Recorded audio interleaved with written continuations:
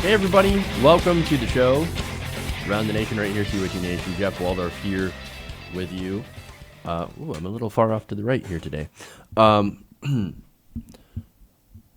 So, got a great show for you guys today. Tuesday show, of course, a lot of stuff going on in the news. We've got the Supreme Court weighing on a couple of different cases today, as well as, of course, civility. That's going to be the name of the game today. Civility. We're going to talk about that. Turns out I have a few thoughts on being civil to some in the opposition. Now, of course, people take that out of context and be like, "Oh, you're going to be uncivil to people who disagree with you." No. Not in every case, anyway. But we'll get into that, I think, a little bit further. But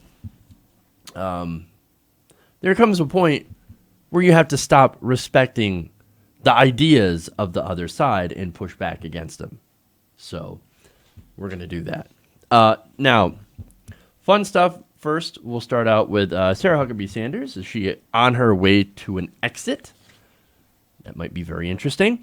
We also have a continuation from yesterday and actually a little bit of a correction on a story that I did yesterday about Red Hen. You'll love the correction, though. We also have a viral rant that was caught on camera of some racism happening here in America. Oh, no, really? Yeah, we'll talk about that. We also have, like I said, the Supreme Court decisions, the travel ban, obviously, and then we also have one on the crisis pregnancy centers. That's disastrous. We have tariffs. And then we have food stamps. So it's a full day. We got a lot of stuff.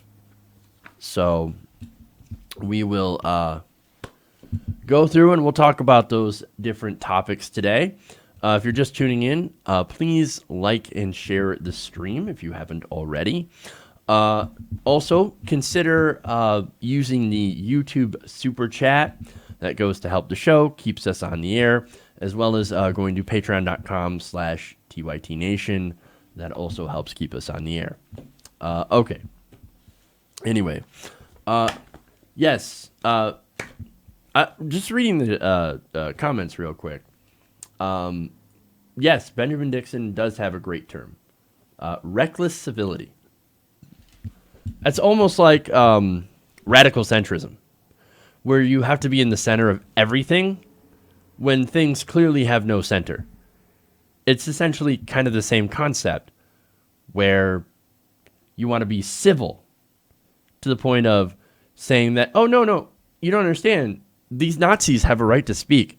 No, they don't. They're fucking Nazis. I'm done playing with Nazis. I'm done playing with white supremacists. All right? We're not gonna be easy on these people because they don't deserve it.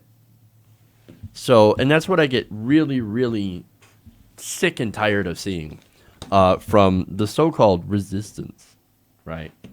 Chuck Schumer, great example of that. This is an aside. Chuck Schumer is calling out Maxine Waters. And so you've got these centrist Democrats calling out Maxine Waters for actually going and saying, well, you shouldn't do stuff like that. We need to be civil. No, we don't need to be civil to people like that. We don't need to be civil to people like Donald Trump. We don't need to be civil to people like Steve King, who retweets white supremacists and is a white supremacist. No, fuck that shit. We're done with that. Hashtag fuck civility. I've been using that hashtag earlier today because I think it fits my mood. Because I know I'm tired of understanding or trying to understand and trying to go, no, you don't understand. They're screwing you over too, which they are. They are screwing these people over, but they don't care.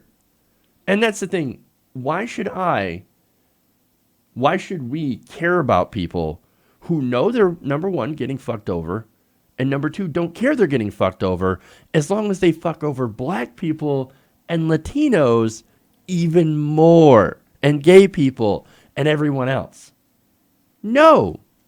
How about no? How about fuck that bullshit? Because I'm tired of it. So hashtag fuck civility. Because it's gotten to a time where we don't need to be civil anymore. Where we shouldn't be. We need to take the fight to them. Obviously, nonviolent means. But shame them, call them out, do what you have to do, and to make racists afraid again. Again, without violence. Okay. Maybe I got like a hair or something. Anyway. All right. So let's move on to the stories here. That is really bothering me. There it is. It's like a cat hair or something. Gets everywhere. Okay. That was super weird and random, but that's what happens when you run a show out of your spare room. But anyway, moving on.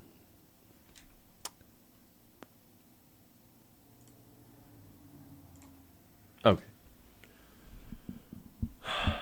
That is not where I want to go. Let's actually go with this one.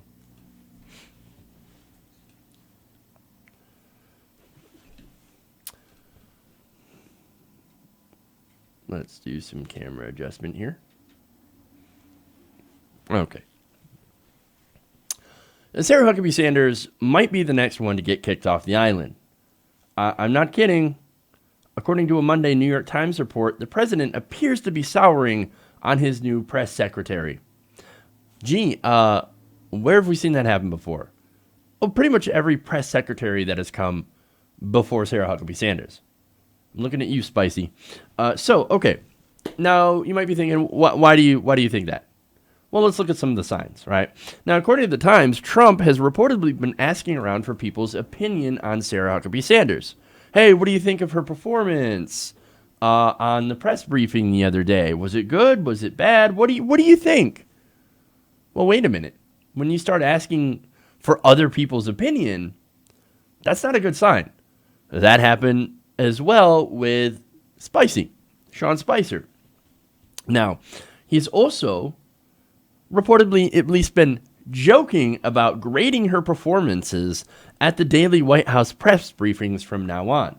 That's something that he wasn't doing before, but, some sources are saying, look, he's probably joking. No, see, the thing about Trump is whenever he makes a joking proposition, he then thinks about it and then says, oh man, you know what? That's actually a genius fucking idea. Oh, I can't wait. Space Force. He's like, I wasn't really serious about Space Force. Then I thought, you know what? That's a great idea. Grading Sarah Huckabee Sanders or whoever happens to be their press secretary. Grading them. Oh man, that's a great idea. Oh, I should totally do that. Like they were, I think she was at a 5 today when she could have been at a 10.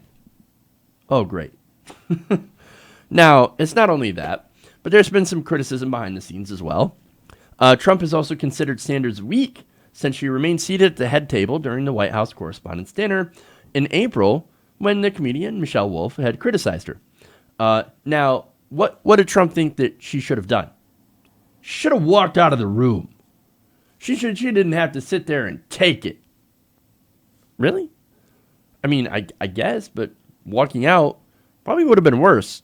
If anything, that it actually shows that Sarah Huckabee Sanders can sit there and take criticism to her face. That would be a credit to her. Whereas walking out, to me, would be a sign of weakness. But again, that's just my opinion. I might not be correct.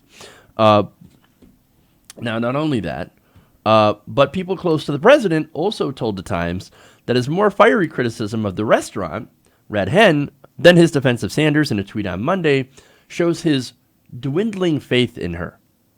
So he's going to go out of his way to attack the restaurant while just referring to her as a fine person. That might be a sign that she is on the outs. Like, I don't really care so much about her. I'm just going to attack the restaurant. I don't know. That is a lot of speculation, but oftentimes it's the speculation usually turns into reality when it comes to high-profile departures. We've seen it in the,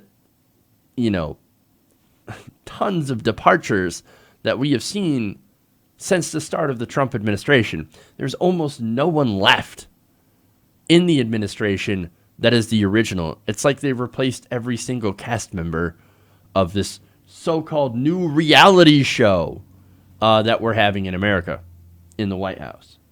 So I don't know what's going to happen, but I do think that this is they make a compelling case that Huckabee Sanders could be on the outs. I mean, she has almost been there for a year. In fact, July would mark her first year, and there had been talks behind the scenes as well of her being fired by her 1-year date. I don't know. It is very possible, and we'll see what happens. And look, they've already talked about replacements. And once that discussion begins, here we go. Okay.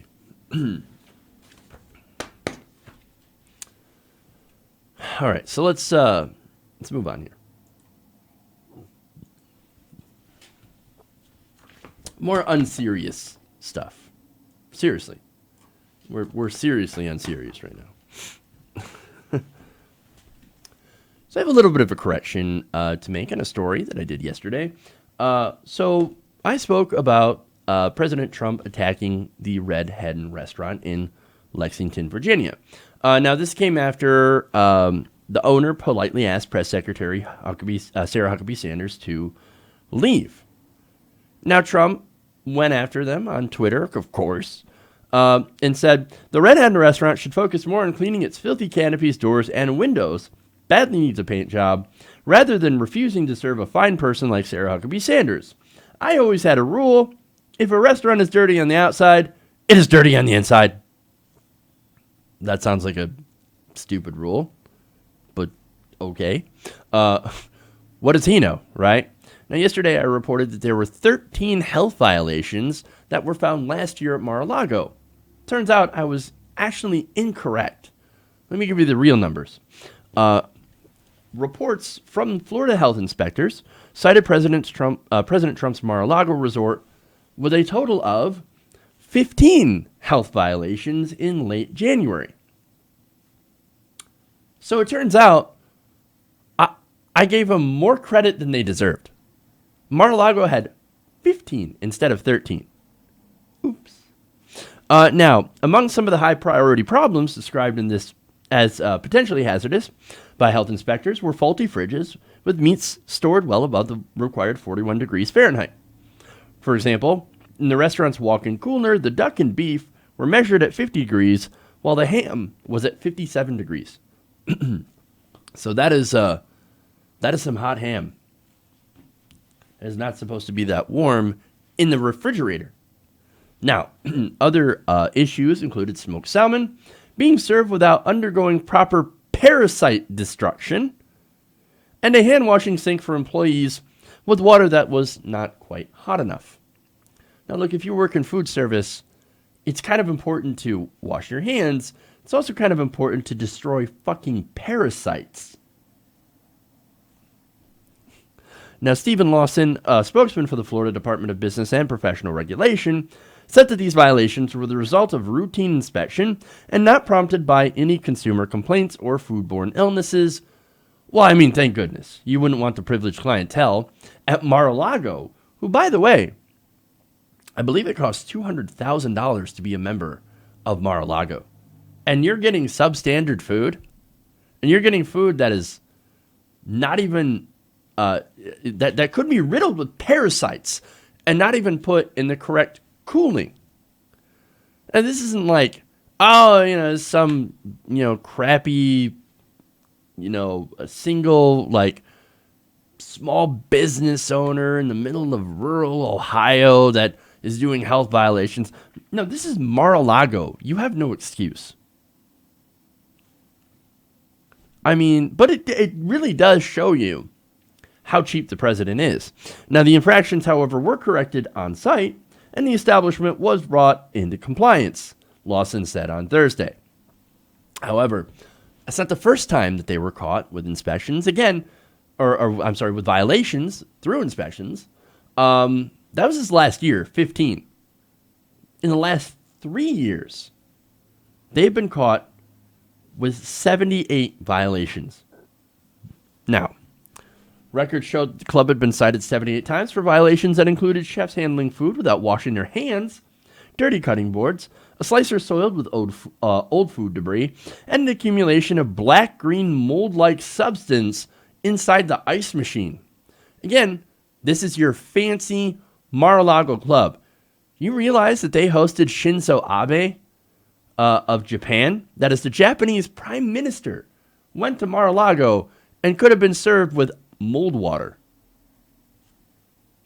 So this is, to be honest, I think this definitely sums up America 2018. You couldn't get a more accurate description of what's currently facing this country right now.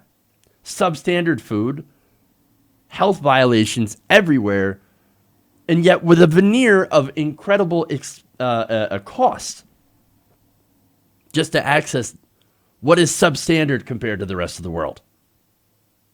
Insanity. But hey, at least they have some very, very delicious chocolate cake. That's what you get at Mar-a-Lago, man. And to be honest, as cheap as the president is, I'm actually surprised that it's not worse. But I don't know how much worse I do know how much worse you can get. And who knows? It might only get worse. Wow. Okay.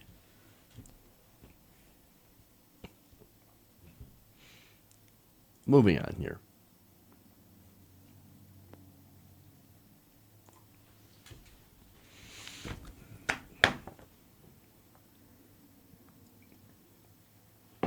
No, that's not a beer. Although I wish I could. All right.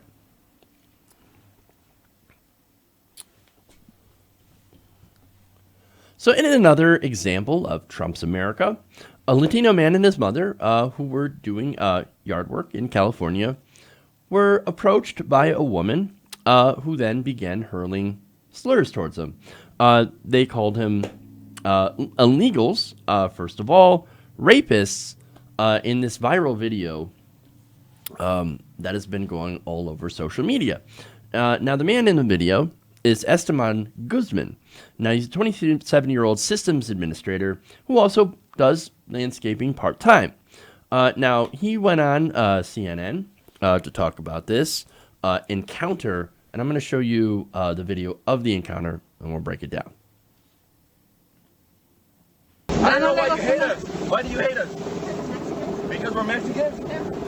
We're honest people right here. Yeah, rapists. Rapists? How many people have I raped?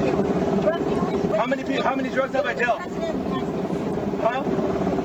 Oh yeah? Yeah. You believe everything you see on the news? Yeah. You see how we're working hard right here? What we're doing. We're also pulling it in everybody else's yard.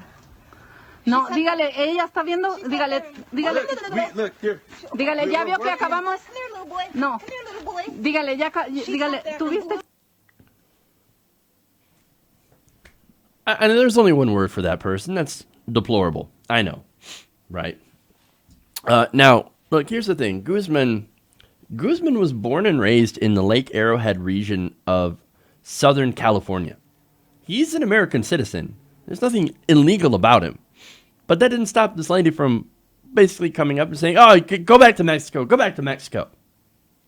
But their family are citizens. They live here.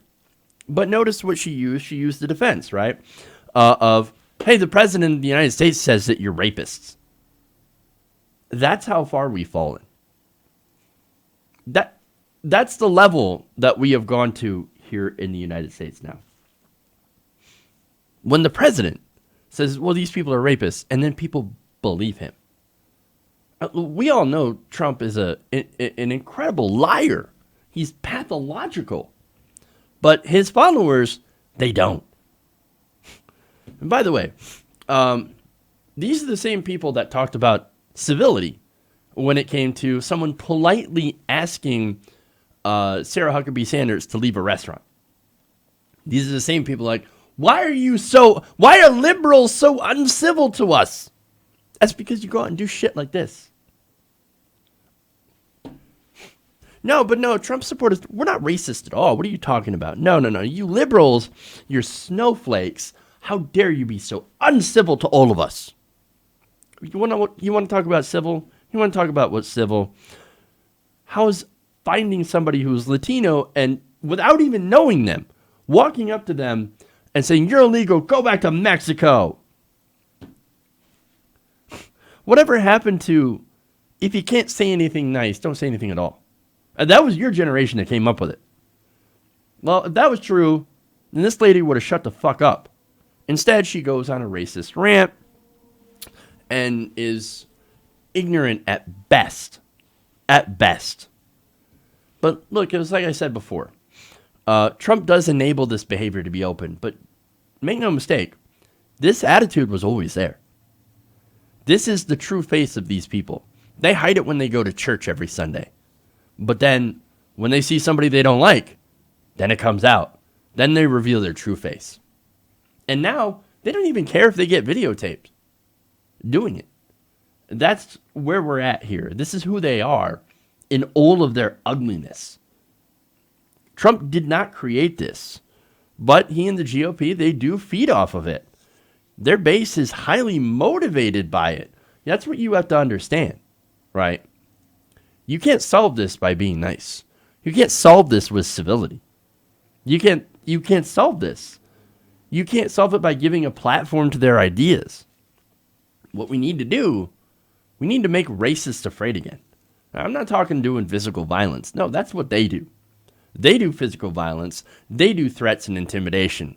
What we do is we call them out and we shame them. We make them feel bad for showing their face, for saying the things that they say. We do civil disobedience. And most importantly, we vote. And our votes will always, if we actually get out there, we outnumber them. This is a tiny slice of people, of horrible people who have been emboldened. We can shut them up by using our collective voice. So when they speak and they say something horrific, we can tell them, hell no, not in our America.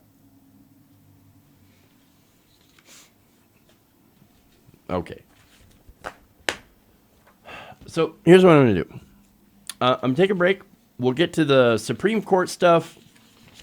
And then we have tariffs and all that other stuff. So stay right here. Make sure to like and share the stream if you haven't already. Get your super chats ready if you have any. And we'll be right back. We'll take those. Okay.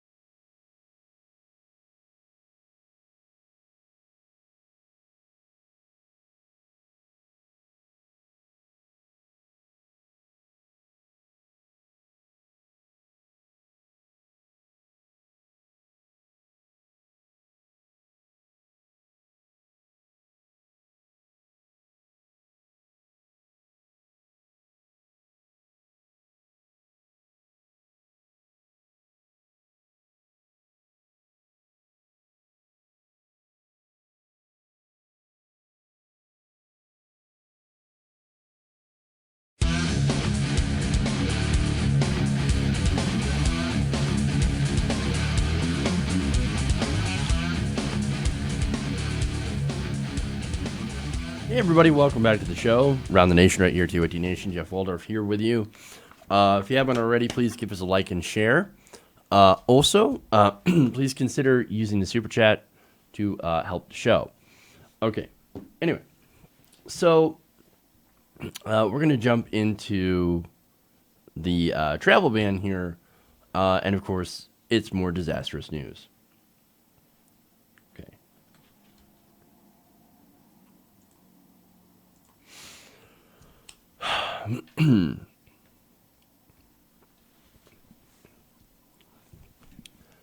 So earlier today, the Supreme Court, in a 5-4 decision, upheld President Trump's Muslim ban. Now, of course, this is a win by the conservative majority, of course. Now, they were ruling on what was basically the third version of the ban. Now, the first one being very, very obviously tainted by religious animus. This animus against, of course, people of a specific faith, the Muslim faith. And it was very, very open. So that's why it was challenged in different courts, different district courts, circuit courts that were saying, no, the intent of this is incredibly clear. You just want to ban Muslims. So we get through Muslim ban 2.0, and then finally the 3.0, which is a little bit less restrictive, yet still kind of the same thing. It is a Muslim ban. Now, like the earlier two bans, version 3.0 bars almost all travelers from 5 mainly Muslim countries. Now, those countries are Iran, Libya, Syria, Yemen, and Somalia. Now, wait a minute. Now that's interesting, right? Because the whole purpose, they said, behind the ban, this is the administration, is, well, we just need to vet these people because they come from unstable countries that harbor terrorists, right? Well, when was the last time Iran launched a terror attack against the United States? Oh, right, they didn't. Now, some of the countries that are not on the ban list, interestingly enough, are Saudi Arabia and the United Arab Emirates and Egypt. That's strange because some of the 9/11 hijackers came from those countries. So why wouldn't we put a travel ban on those countries who did have people that actively came over and committed terror attacks against the United States, including one of the most devastating terror attacks, which is in 9/11. Oh, it's because Trump has properties in those countries or is trying to negotiate deals for hotels in those countries. Now, look, he loves to ban Muslims so long as he's not actually doing business with them. Right. It was what I was saying yesterday. Trump hates poor people, but hates poor immigrants more. But if it comes to rich immigrants, well then, I mean, come on. They go and buy my apartments. I love rich immigrants. Now, what's interesting about this newest iteration of the ban is that it also bans travelers from North Korea and government officials from Venezuela. You know, just because, right? No, wait, I thought he was, I thought we were trying to make peace with North Korea. What happened? What happened? Now, under the ruling, citizens of those countries are forbidden from emigrating to the United States, and many of them are barred from working, studying, or vacationing here as well. But again, none of the countries attacked us. Why are we banning them? Well, it's because Trump doesn't want Muslims from those countries here. He doesn't believe in religious freedom. He doesn't believe in the Constitution. He doesn't believe in the First Amendment. And look, he doesn't want immigration here. In fact, an article just came out in The Hill. This is from Jennifer Jacobs reporting here. Now, that's a Bloomberg News reporter. She said, in a meeting with Trump are Lisa Murkowski, Lamar Alexander, Lindsey Graham, Suzanne Collins, Steve Daines, Scott Taylor, Rodney Frelinghuysen, and others, mostly appropriations subcommittee chairs. Trump was just asking Murkowski about some gravel road in Alaska. And then Trump says, U.S. immigration policy should simply be, you can't come in. So what he wants the U.S. immigration policy to be is, and this is a quote, it's so simple. It's called, I'm sorry, you can't come in. wait, that's ending immigration. That's not just ending illegal immigration. That's actually ending legal immigration, which, by the way, that's what the Goodlatte bill that's going through Congress in the House specifically is looking to do. They want to curtail legal immigration by 40%. And there are people that would go far further. Now, here's Trump saying, I agree with that, but I think we should go further. We should just say, you can't come in. Nobody can come in. Now, I get into arguments with people all the time. Oh, the Republicans, they're not against legal immigration. They're against illegal immigration. If you cross the border, you're breaking a law and you're cutting in front of people who've been waiting for years. Why aren't we fair to them? Why aren't you liberals worried about those guys? Those families that are doing it the right way.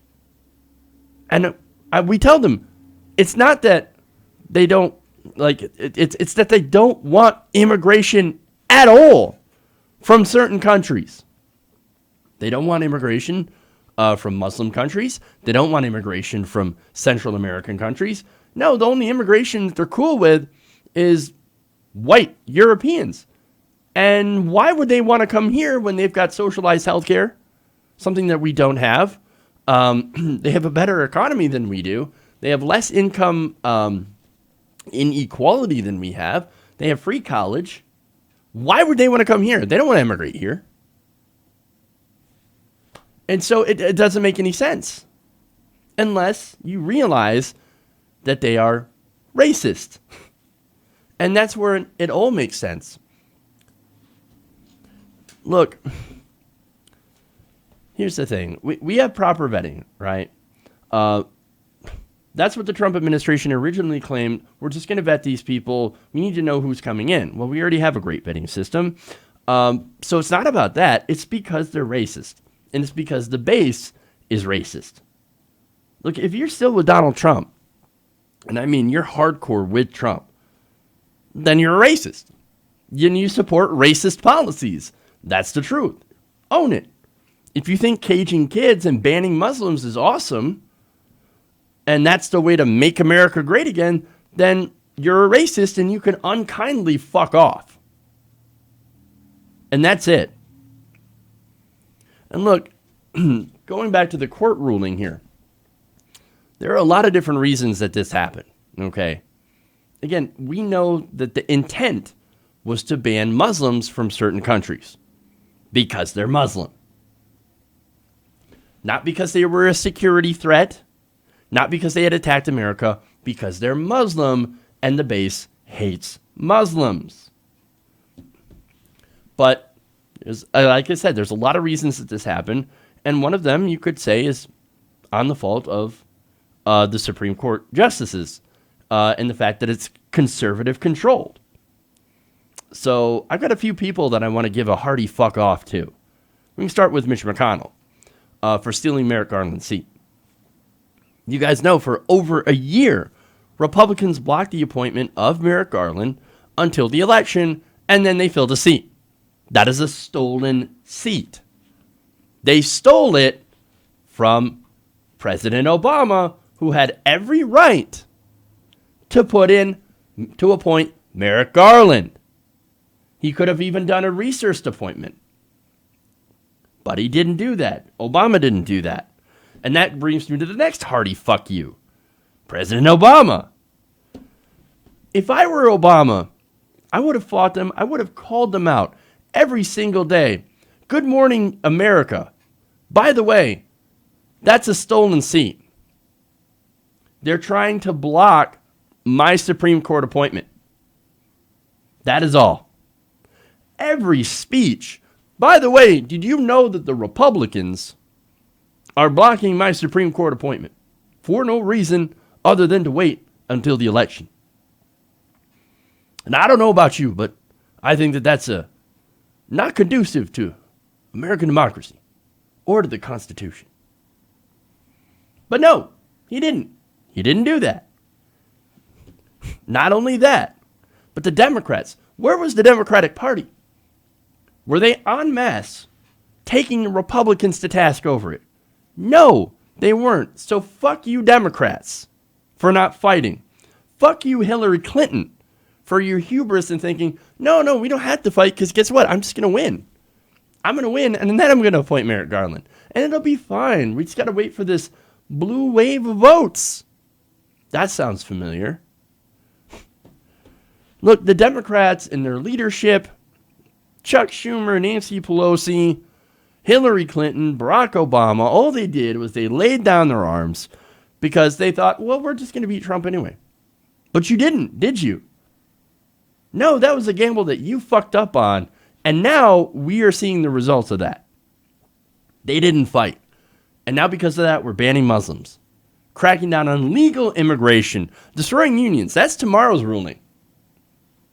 Allowing discrimination against LGBT people, against women, stuffing immigrant families into indefinite detention, bombing Yemen. There's all these different things that are happening right now, and it's because the Democrats didn't want to fight for it.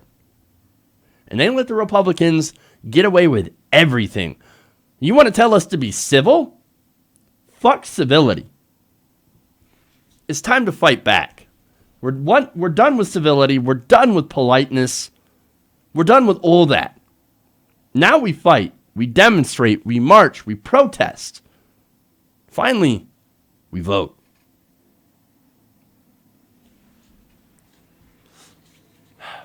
Okay. I'm not done with Supreme Court.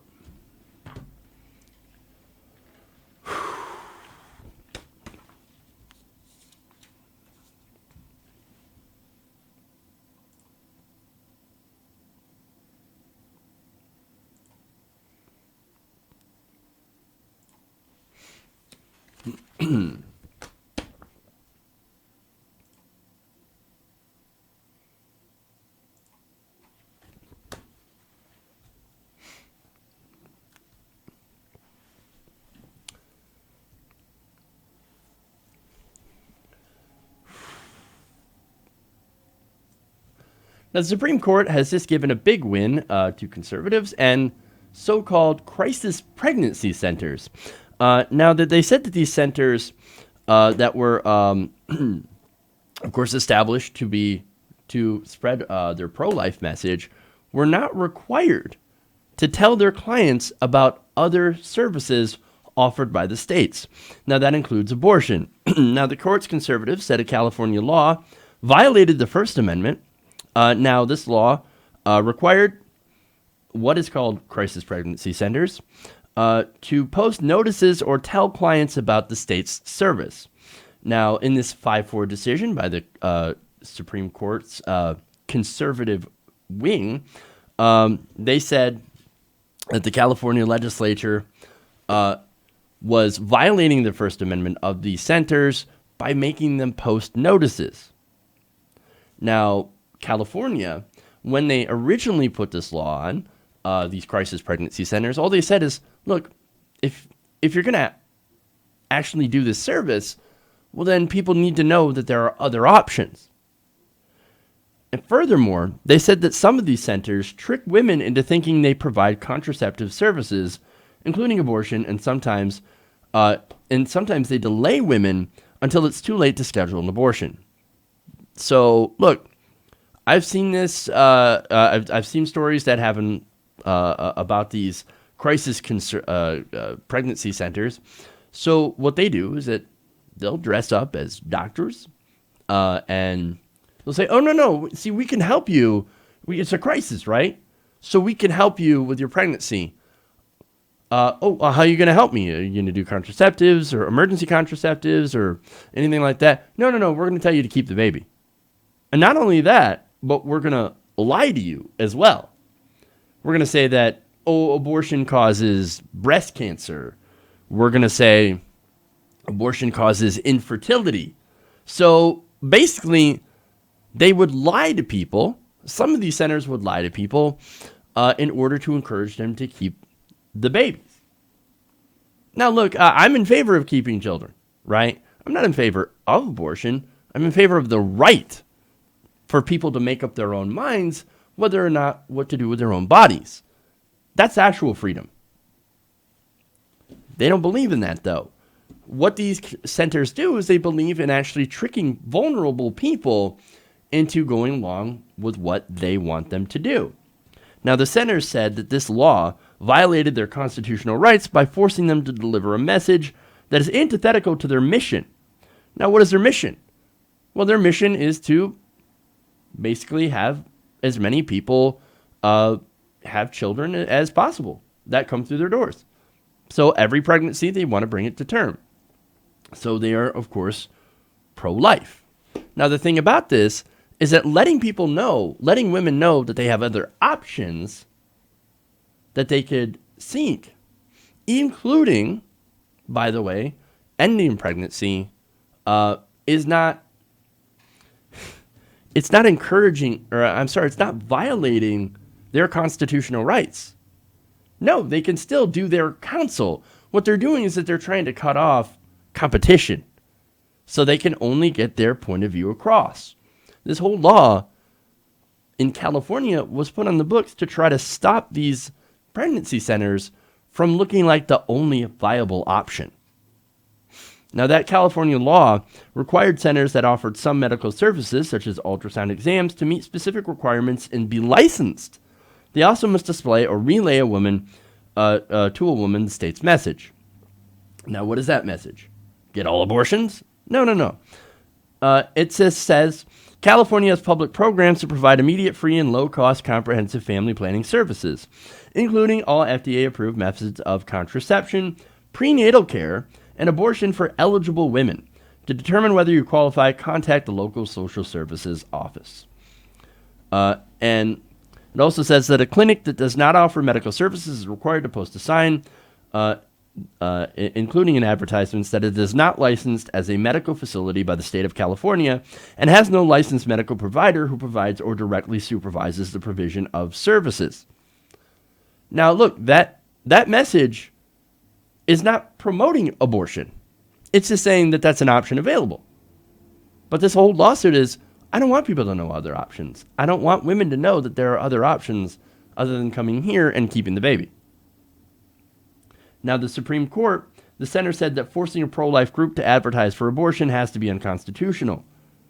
Well, I don't agree with that stance. However, unfortunately, all the conservatives on the court did.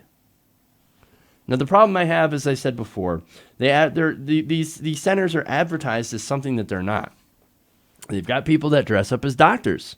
I mean, they wear the white coats, and they present themselves as authority figures, and they basically give you misinformation.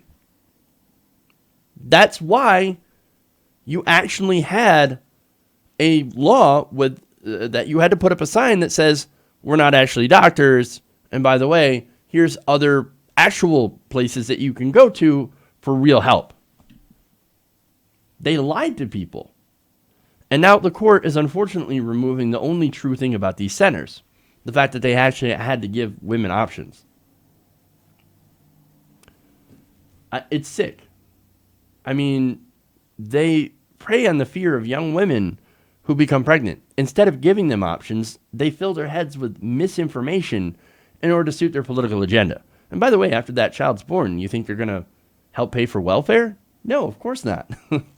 And that's the other thing. How can you be pro-life and not be for things that actually help the children after they're born? Or contraception. How can you be pro-life and not be for contraception, which actually reduces the levels of abortion? All they are is pro-birth, and they have a specific political agenda. And unfortunately, the Supreme Court has just handed them a huge, huge victory to continue doing what they've been doing before, and that's lie to people. I want women to have choice. I want women to have options. I don't want them to choose what I want them to choose. I just want them to have a choice. And choice only works if you have options and if you know those options. And unfortunately now, people will no longer have that information available to them, and that is, of course, by design. It's gross and it's sad. Okay.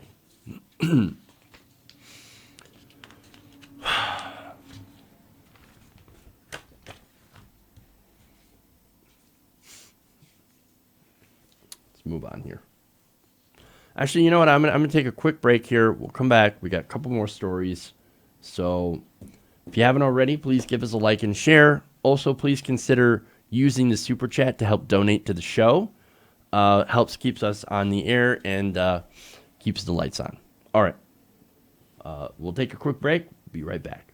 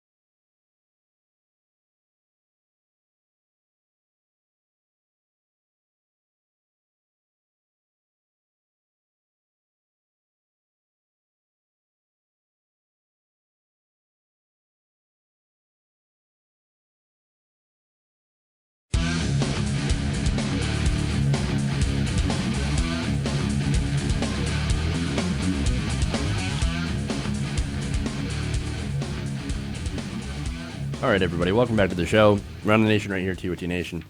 In one of the segments with the Muslim ban, I actually forgot to read the dissent from Sotomayor, and I just want to do that real quick here. Now, this is, let's see. Sotomayor said that court's majority, led by Chief Justice John Roberts, blindly accepted the government's misguided invitation to set aside problematic comments Trump made before and after taking office. That's, of course, the comments on, oh, this is a watered-down version. What we want is, we want something that's even more strict. She said, quote, ultimately, what began as a policy explicitly calling for a total and complete shutdown of Muslims entering the United States, that's his comment, has since morphed into a proclamation putatively based on national security concerns. But this new window dressing cannot conceal an unassailable fact. The words of the president and his advisors create the strong perception that the proclamation is contaminated by impermissible discriminatory animus against Islam and its followers. Now, she said, she continues, instead, he has continued to make remarks that a reasonable observer would view as an unrelenting attack on the Muslim religion and its followers. Given President Trump's failure to correct a reasonable perception of his apparent hostility towards the Islamic faith, it is unsurprising that the president's lawyers have at every step in the lower courts failed in their attempts to launder the proclamation of its discriminatory taint. That's pretty strong. And it's absolutely true. It's what he's doing. There is that. I mean, he was honest. That's what was going on here. It was just to ban Muslims. But of course, people are not going to get it. So, anyway, I just wanted to read that because I thought that was interesting. Okay. Let's see. Let's move on here to food stamps.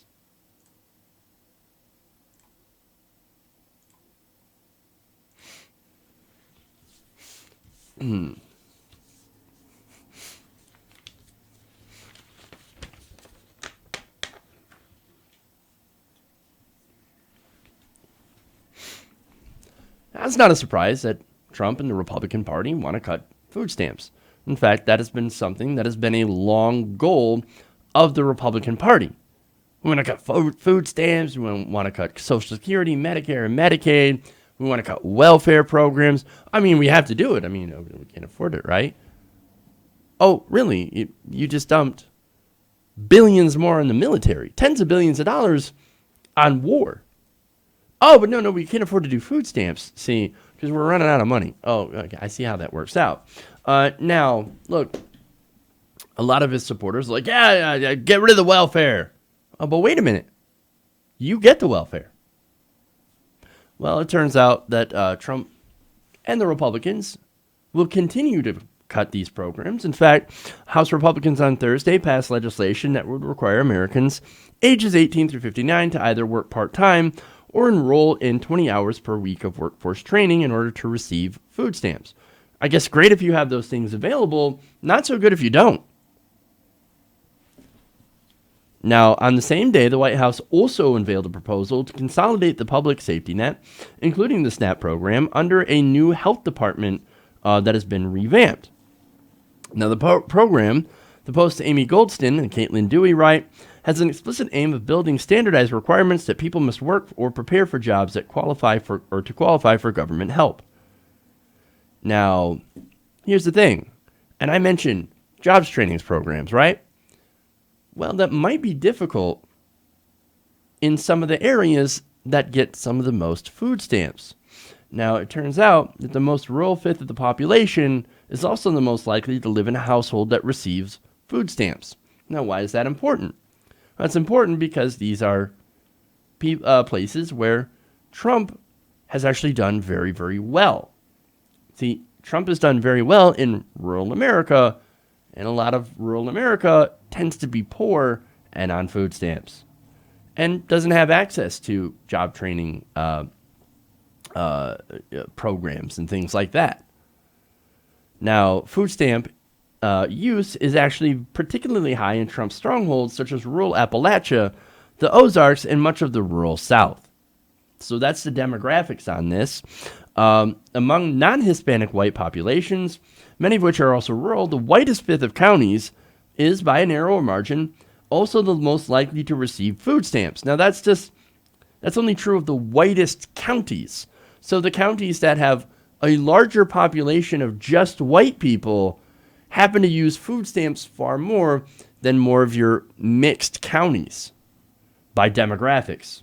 Now, that doesn't mean white Americans as a whole use more food stamps, even though I do believe that they do, because there are more white Americans than anyone else. We're a majority of the population, but nonetheless, the whitest counties use the most food stamps, and that is depressing. Doubly depressing when you realize who these people vote for, and they overwhelmingly vote for Republicans. Now, these trends also merge when, instead of looking at race, ethnicity, or geography, when they look at Trump support, right? Now, there are two counties, for example, that shifted away from 2012 presidential candidate Mitt Romney and towards Donald Trump. So these are Romney Republicans that were like, oh no, I'm going to vote for Trump. Well, these counties are also incredibly poor. Now here's the thing, right? So, look, a lot of these people in these poor areas did vote for President Trump. However, when you look on average, people who voted for Trump were actually richer than Hillary Clinton voters. So that's also something to look at. But there are places in rural America which rely on these programs, and yet these voters vote against their own economic interests. And I just found that really strange. I mean, so how do they win then? How do Republicans continue to win if they cut off the lifelines to these people in the form of food stamps and other government programs? Well, it's because they use white identity politics. That's the problem here. The GOP runs on white identity politics now because they actually don't have a coherent message, and they don't have a popular message. I mean, look, Trump is a great example of that, right? So he called out the elites. He called out the wealthy, the corporations, and things like that. And then, and that was a very popular message, and that's something that the left also calls out. But it was couched in white identity, aggrieved politics. And what do I mean by that? Look, they say all sorts of things like, hey, it's the Mexicans that are taking your jobs. It's not the corporations taking your jobs and moving them overseas. No, it's the foreigners. It's the immigrants. It's the liberals. Look, that works increasingly well because it's a distraction. There are a lot of people who are being legitimately hurt, for example, by Trump's trade policies and his tariffs. Now, what are they going to do? Oh, they're going to blame Democrats. Or they're going to blame somebody else. But no, these are your tariffs. These are your economic policies. And now he's looking at cutting, as I said, he's tried to cut people's health care. He's tried to get rid of their food stamps and other different programs to make things so much more difficult for these people, for their own base. And the only way that they can get away with it is because they play white identity politics. So, I mean, it's... Look, their only plan is to scapegoat demagogue and to try to get the voters not to notice who is really fucking them over. And that's the rich and the multinational corporations. And unfortunately, the people who've bought into this, who've drank the Kool-Aid, and now blame minorities or liberals for all of their problems, you're not going to be able to turn them. You're not going to be able to reason with them, and you're not going to be able to get them to vote your way. It's unfortunate, but it's true. So their only hope is that if we do get a progressive president and a progressive Congress, that we can actually fix these things. And you know what? They'll actually get a bump too. Because it turns out that when you help everybody, everybody benefits. It's too bad that they don't know that. Okay. That's all I got time for, guys. If you haven't already, please give us a like and share. Also, please consider becoming a patron, patreon.com/TYTNation. Follow us on Twitter, TYTNation, Facebook page, all that stuff. So, all right. Thanks, everybody. Love you guys. Appreciate, you guys watching and chatting and all that stuff. Thank you. Thanks to the patrons, of course. All right. So I'm out of here. And we'll see you guys tomorrow. Same time, same place. Right here. YouTube.com/TYTNation. And remember, change begins with you. Good night, TYT Nation. We'll see you guys tomorrow. #FuckCivility.